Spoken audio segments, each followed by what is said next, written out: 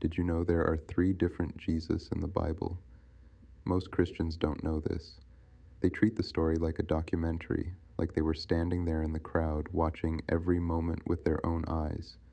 But these are ancient narratives, written with meaning, symbolism, and theology, not eyewitness reports of real people walking around with the same English name. And inside those writings, there are 3 different men who carry the name Yeshua.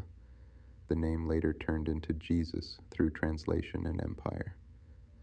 The first is Jesus the Christ, Yeshua of Nazareth, the teacher, the healer, the one whose message challenged both Rome and religion. His name was common, but his impact wasn't. He spoke against systems, not just sins. He confronted power, not just people. And the story written about him became the foundation of a faith. But even his story wasn't written by people who stood beside him with notebooks. It was shaped decades later, layered with meaning, theology, and interpretation. A story meant to teach, not to report. Then there is Jesus Barabbas, the man whose name many churches quietly avoid. Ancient manuscripts call him Jesus Barabbas, Yeshua, son of the Father, a rebel, a fighter, a man involved in violent uprising. And in one of the most dramatic scenes in Scripture, the crowd is asked to choose between 2 men named Jesus.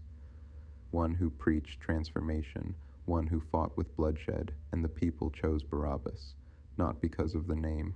Both men had the same name, but because of the spirit they preferred. This moment reveals something deep. The name Jesus never made a man holy. The meaning came from the story attached to him, and long before either of them, there was Jesus the warrior, the man we call Joshua.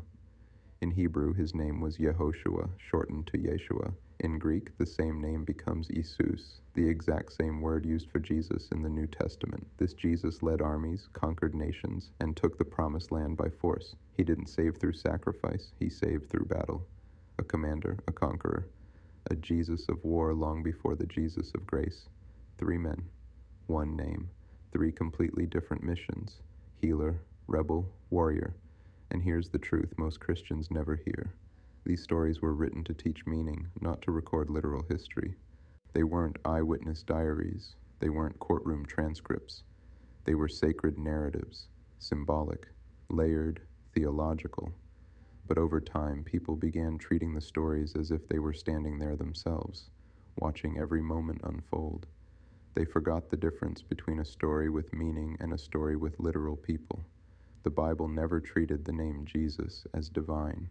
It treated the message as divine. The name was common, the lives were not. One Jesus changed hearts, one Jesus stirred rebellion, one Jesus conquered nations, and the world blended them into one image, one identity, one name, even though the scriptures themselves show a deeper truth. It was never the name that carried the power. It was the purpose behind the man who carried it.